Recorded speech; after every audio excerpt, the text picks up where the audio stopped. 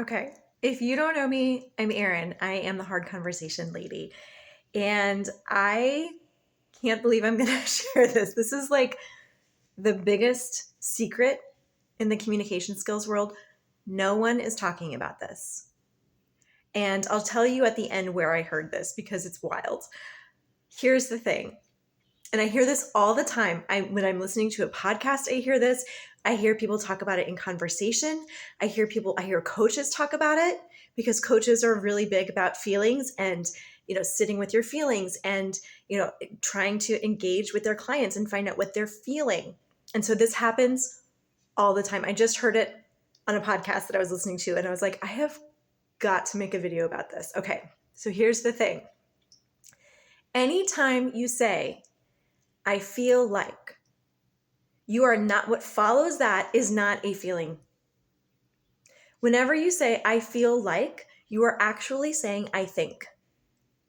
Whenever you say, I felt like, you are actually saying, I thought. Whenever you have like after feel or felt, the next thing is not a feeling. Now, why is this important? It's important because if you are working in a field like coaching, if you're working in a field like healthcare, and you're talking about patients and how your patients are experiencing you, and if feelings are important to you, if feeling words, identifying, if you're working in social emotional intelligence, if you're working as a counselor, if you're working in mental health, whatever follows like, feel like, felt like is not a feeling word. Now, there are some examples. For instance, you could be using an analogy. I felt like I was between a rock and a hard place. Okay?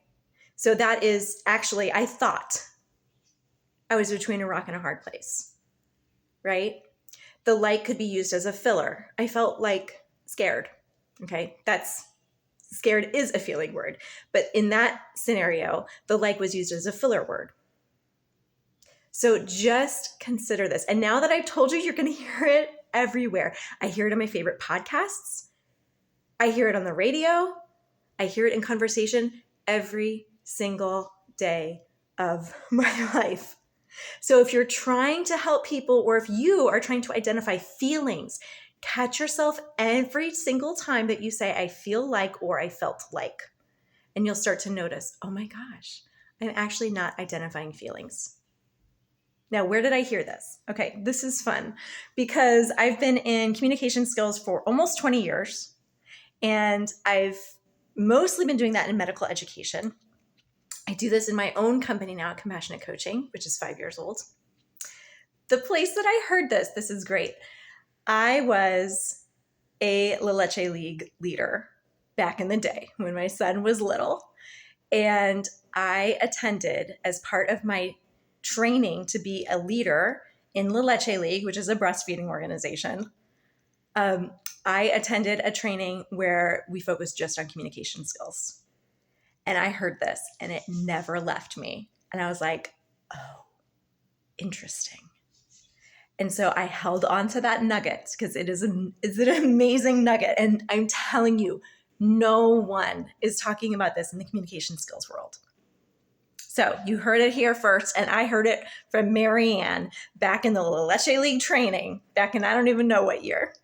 So if this is like an aha for you, please put it in the comments because it was such an aha for me. I heard it probably over 10 years ago, and it really stuck with me. And every time I bring it up, people are like, oh my gosh, that is so true.